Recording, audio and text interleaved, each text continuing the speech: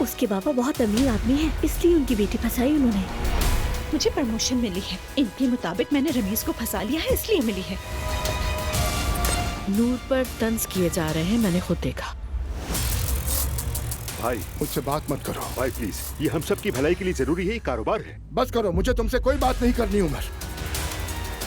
आपको क्या हुआ? आप उदास लग रहे हैं।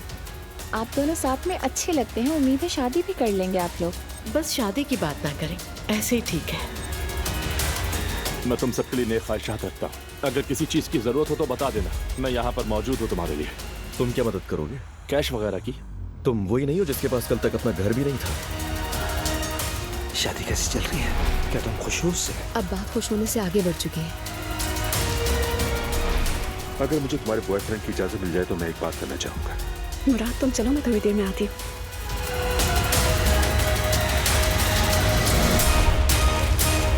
क्या हो रहा है यहाँ? ये मेरी मदद के लिए आए हैं।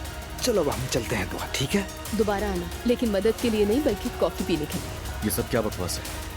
तुम्हें दूसरों पर तनकीद करने के बजाय अपने आप पर नजर डालनी चाहिए। इन टेस्टों के मुताबिक आपका बाप बनना मुश्किल है। मेरा तो एक बच्चा भी है, लगभग 2 माह का होने वाला है।